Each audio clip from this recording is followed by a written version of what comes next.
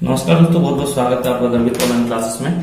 तो दोस्तों आज की इस वीडियो में हम 12th क्लास के ईपी बोर्ड के मैथ का लेक्चर नंबर 2 लगाने जा रहे हैं और इसमें हम आपका चैप्टर 3 ठीक है, चैप्टर 3 लगा रहे हैं आव्यू। ठीक है, तो ये आपका दूसरा लेक्चर है। इससे पहले आप आव्यू के बारे में बेसिक जो मैंने बताया है वो आपका लेक्चर 1 में है, तो आप उसे देख सकते हैं। तो दोस्तों इस पार्ट में हम आव्यू के प्रकार के बारे में जानेंगे। तो सबसे पहला जो आपका जो आव्यू है वो है आपका क्षैतिज आव्यू। तो देखते हैं क्षैतिज आव्यू किसे कहते हैं। इसे कहते हैं हम हॉरिजॉन्टल मैट्रिक्स। ठीक है, तो इसको हम देखते हैं। तो इसकी जो परिभाषा होगी वो देखते हैं हम कि जिस आव्यू में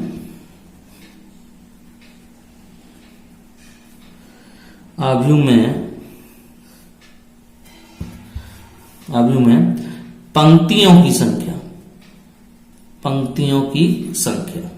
जिसे हम किससे दिखाते हुए एम से की संख्या स्तंभों की संख्या से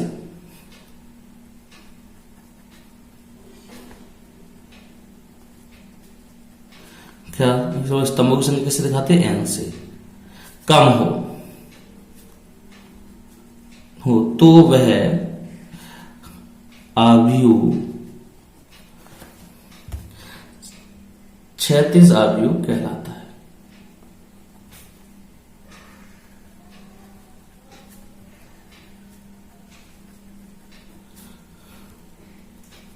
क्षैतिज आव्यू कहलाता है। तो एग्जाम्पल देखेंगे हम। हमारे पास एक आव्यू है आपका 4 6 2 5 3 1। तो देखेंगे इसमें पंक्ति कितनी है आपकी 2 है और कॉलम कितने हैं आपके 3 है। तो आप देख रहे हैं यहाँ पर m बराबर 2 है और n बराबर 3 है और m का मान छोटा है n से। ठीक है, तो ये कैसा हो गया आपका क्षैतिज आव्यू। मैंने बताया परिभाषा में जिस आव्यू में पंक्तियों की संख्या m स्तंभों की संख्या n से कम हो। तो m का मान छोटा है n से, यहाँ पे देख सकते हैं मतलब पंक्तियां आपकी कम है और कॉलम आपके ज्यादा है। तो ऐसे आव्यू क्या कहलाते हैं आपके क्षैतिज आव्यू कहलाते हैं। अब देखते हैं दूसरा आव्यू। दूसरा आव्यू वो है आपका ऊर्ध्वाधर आव्यू जिसे हम वर्टिकल मैट्रिसेस कहते हैं। ठीक है, तो दोस्तों इसकी परिभाषा देखते हैं। जिस आव्यू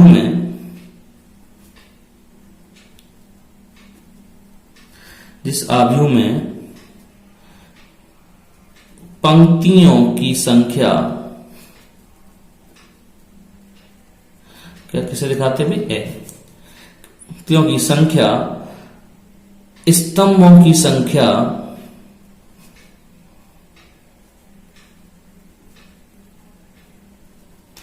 क्या n से अधिक हो तो वह आव्यू ऊर्ध्वाधर आव्यू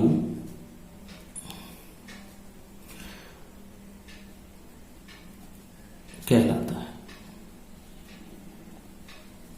ठीक है, तो देखेंगे इसका एक एग्जाम्पल। हमारे पास एक आव्यू है 2 5 1 4 3 2 7 6 9 3 3 4। ठीक है दोस्तों, अब देखते हैं इसमें आपकी कितनी पंक्ति है 1 2 3 4। तो 4 कॉलम कितने 1 2 3, तो 3 यानी कि मतलब यहाँ m बराबर हो गया 4 और n बराबर हो गया 3। तो आप देख सकते हैं m का मान बड़ा है n से। ठीक है, तो m का मान जब बड़ा हो जाएगा तो आपका कौन सा आव्यू हो जाएगा ऊर्ध्वाधर आव्यू। मैंने जैसे मैंने देखा जिस आव्यू में पंक्तियों की संख्या m स्तंभों की संख्या n से अधिक हो, तो आप देख सकते हैं m का मान n से अधिक है। तो ये कैसा आव्यू हो गया आपका ऊर्ध्वाधर आव्यू हो गया। अब देखते हैं नेक्स्ट वर्ग आव्यू। दोस्तों वर्ग आव्यू होता है वह आव्यू जिसमें पंक्तियों की संख्या क्या दिखाते हैं n की संख्या स्तंभों की संख्या n के बराबर हो। बराबर मतलब अर्थात m इजिकल टू n हो तो वह आव्यूह वर्ग आव्यूह कहलाता है।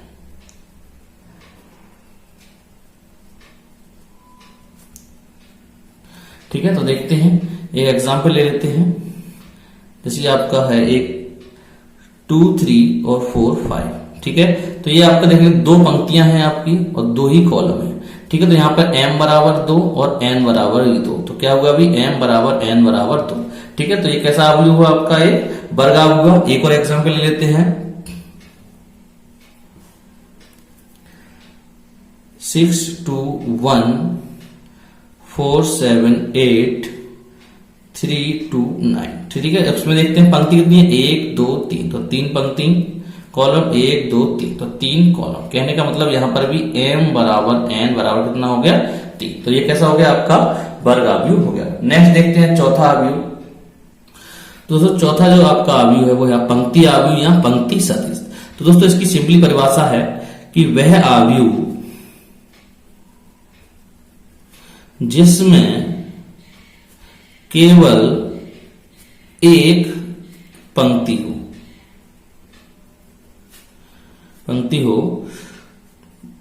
वह पंक्ति आव्यूह या पंक्ति सदिश कहलाता है।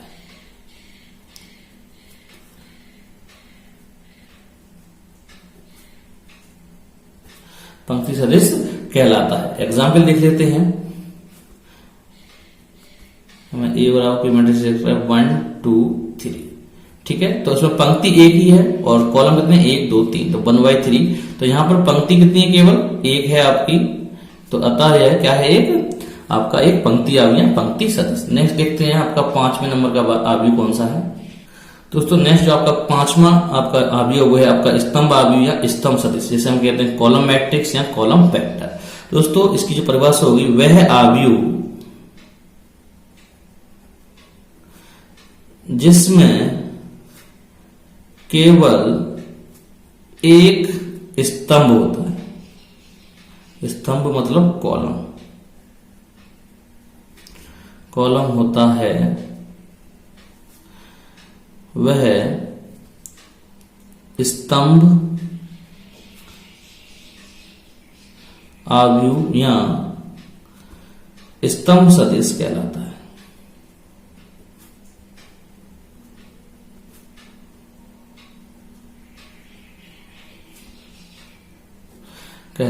तो इसका एग्जाम्पल देख लेते हैं हम।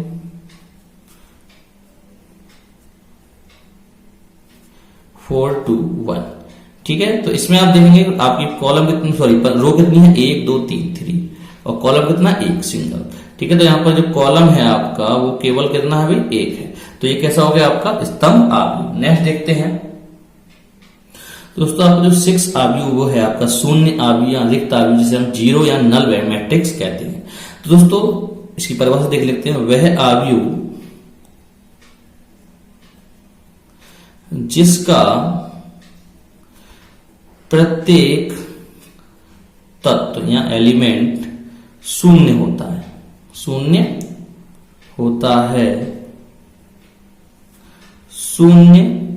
या रिक्त आव्यूह कहलाता है।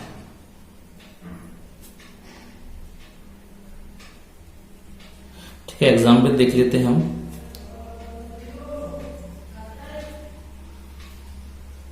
ठीक है, तो इसमें प्रत्येक अवयव आपका शून्य है, तो ये शून्य आव्यूह हो गया। या फिर एक और एग्जाम्पल देख लेते हैं हम, 0, 0, 0, 0, 0, 0। ठीक है, इसका मैं ऑर्डर लिख देता हूं, और इसका ऑर्डर जो है वो 1/3 का है, इसका जो ऑर्डर है वो आपका 3/2 का है। ठीक है, तो ये आपके क्या है, आपके शून्य आव्यूह। नेक्स्ट देखते हैं दोस्तों, आपका 7वां जो आव्यूह है वो आपका इकाई का तत्समक आव्यूह, यूनिटी ऑफ आइडेंटिटी मैट्रिक्स। तो दोस्तों इसकी परिभाषा होती है आपकी, वह वर्ग आव्यूह जिसका मुख्य विकर्ण का प्रत्येक अवयव एक तथा अन्य सभी तत्व शून्य होते हैं। ठीक है, शून्य हो, प्रत्येक अवयव कैसे हो, शून्य हो, तो ऐसा आव्यूह इकाई का तत्समक आव्यूह कहलाता है। ठीक है, और इसे हम किससे दिखाते हैं भाई, आई से दिखाते हैं। ठीक है, आई से दिखाते हैं। आई से नोट करेंगे तो देखेंगे हम यहाँ पर। आप देखेंगे आपका हमने अब पहली बात तो यहाँ पे क्या है, एक वर्ग आव्यूह होगा। वर्ग आव्यूह का मतलब क्या होता है, वह आव्यूह जिसमें पंक्ति और कॉलम की संख्या बराबर हो, कहने का मतलब m बराबर n हो आपका। ठीक है, तो इसमें हम देखेंगे, हमने एक मैट्रिक्स लिया 2x2 का, तो हम 2x2 का मैट्रिक्स मतलब 1 0 और 0 1। तो आप देख सकते हैं इसका जो मुख्य विकर्ण है वो आपके 1 1 है, बाकी आपके जो पद है वो शून्य है। ठीक है, तो ये आपका 2x2 का वर्ग आव्यूह है। ठीक है, और इस 2x2 मैट्रिक्स को हम I2 से दिखाते हैं। ठीक है, इसी तरीके से हमने एक और एग्जांपल लिया हमने, जो हमारा 3x3 का मैट्रिक्स है, कहने का मतलब 1 0 0 0 1 0 0 0 1। कहने का मतलब इसका जो मुख्य विकर्ण है उसके प्रत्येक अवयव का मान 1 है। ठीक है, बाकी जो आपके पद बचे हुए हैं इधर उधर वो आपका सब शून्य है। ठीक है, तो इसको हम दिखाएंगे I3 से। ठीक है, कहने का बाद 3x3 का मैट्रिक्स जो होगा वो I3 से दिखाएंगे, और 2x2 का मैट्रिक्स आपका I2 से दिखाएंगे। ऐसे ही आपका अगर 4x4 का मैट्रिक्स होगा तो उसे हम I4 से दिखाएंगे। ठीक है दोस्तों, ये आपका इंपोर्टेंट है क्योंकि इस आपका आव्यूह मतलब इस आव्यूह की हमें क्वेश्चंस में बहुत ज्यादा जरूरत पड़ेगी। ठीक है, तो आप इसे एक बार देख लें। नेक्स्ट बात करते हैं अगले आव्यूह की। दोस्तों, आपका जो 8वां आव्यूह है वो है आपका विकर्ण आव्यूह, जिसे हम डायगोनल मैट्रिक्स कहते हैं। ठीक है दोस्तों, अब इसकी परिभाषा है, वह आव्यूह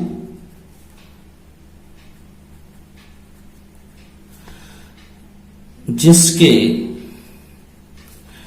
मुख्य विकर्ण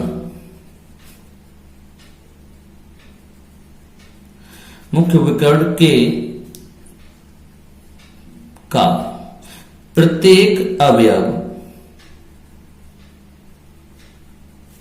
अशून्य, क्या हो, अशून्य, मतलब शून्य नहीं होगा, अशून्य हो, तथा अन्य सभी अवयव शून्य हो, तो ऐसा आव्यूह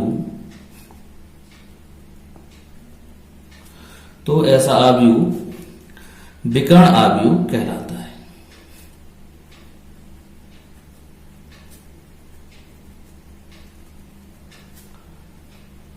ठीक है, एग्जाम्पल देख लेते हैं। कहने का मतलब इसमें जो मुख्य विकर्ण होगा, जैसा कि हमने अभी एक आइडेंटिटी मैट्रिक्स निकाला, ठीक है, तो उसमें आप देख रहे थे कि जो मुख्य विकर्ण था उसका मान जो था प्रत्येक अवयव का 1 था, बाकी सभी का जो मान था वो 0 था। तो इसी तरीके से ये होगा, जैसे कि आपका एक आव्यूह ले लेता हूं। ठीक है, ध्यान रखना ये भी एक क्या होगा, एक वर्ग आव्यूह होगा। ठीक है, तो यहां पर ध्यान रखेंगे ये एक वर्ग आव्यूह होगा। ठीक है, तो वर्ग आव्यूह जानते हैं जिसमें हमारा क्या कहते हैं, पंक्तियों की संख्या और कॉलम की संख्या बराबर होती है, मतलब m बराबर n। तो यहाँ पर हमने एक आव्यूह लिया 4 0 और 0 2। तो यहाँ पर क्या है आपका 2x2 का मैट्रिक्स, मतलब एक वर्ग आव्यूह है।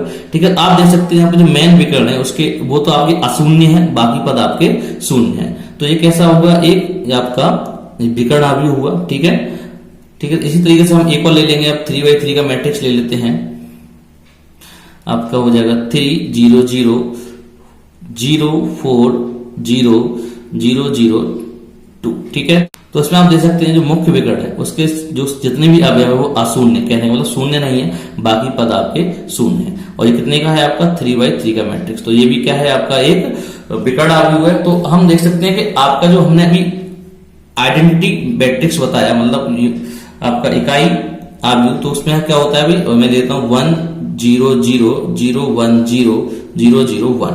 ठीक है, तो ये भी क्या है आपका 3x3 का मैट्रिक्स है। तो इसमें भी देख सकते हैं कि आपका जो मुख्य विकर्ण है उसका जो प्रत्येक अवयव वो अशून्य है। तो ये भी क्या है, कहने का मतलब हमारा जो इकाई आव्यूह होता है वो भी एक विकर्ण आव्यूह होता है। ठीक है, तो यहां से हम देखते हैं कि जो I जो होता है I3 है ये। ठीक है, तो I3, तो ये जो है आपका एक विकर्ण आव्यूह है। ठीक है, नेक्स्ट बात करते हैं अगले आव्यूह की। दोस्तों, आपका आव्यूह नंबर 9 है अदिश आव्यूह। ठीक है दोस्तों, इसकी परिभाषा देखेंगे, वह वह वर्ग आव्यूह, सॉरी क्या होगा ये आपका, मैं दोबारा देख देता हूं, वह वर्ग आव्यूह जिसके मुख्य विकर्ण का प्रत्येक मान बराबर हो, प्रत्येक मान बराबर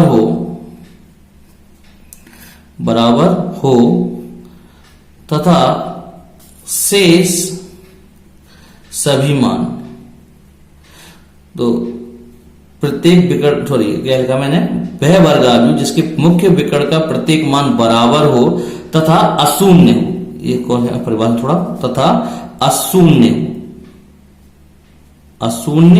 हो तथा शेष सभी मान शून्य हो, सभी शेष मान शून्य हो तो ऐसा आव्यूह अदिश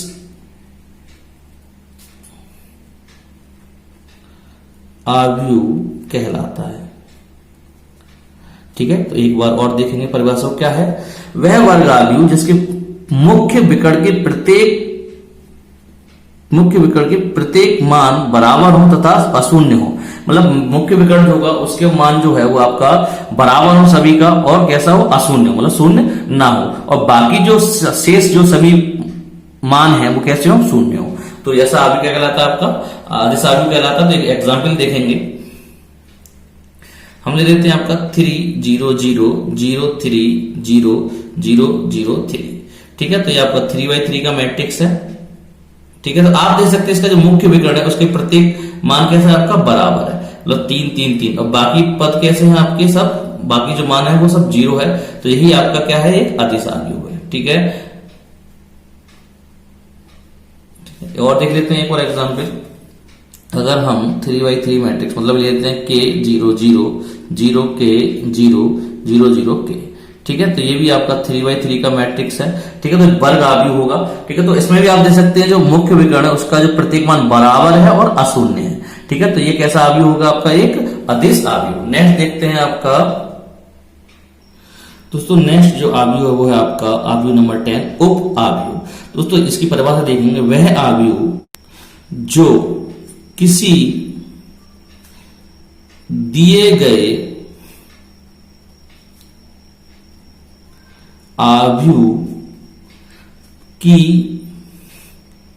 कुछ पंक्तियां तथा स्तंभों को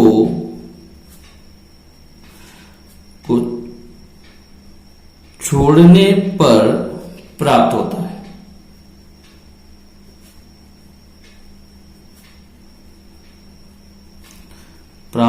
है।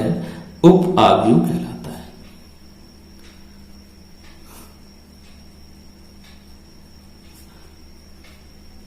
ठीक है, कहने का मतलब हमें कोई आव्यूह दे रखा होगा और उस आव्यूह की हम कुछ पंक्तियां छोड़ दें या कॉलम को छोड़ दें, तो हमें जो आव्यूह मिलेगा दूसरा, तो वो हमारा उप आव्यूह कहलाएगा। देखेंगे पहले, हमें एक ए आव्यूह दे रखा है, आपका 5 3 2 1 1 2 और 7 3 4। ठीक है, ये आपका 3x3 का आव्यूह है। ठीक है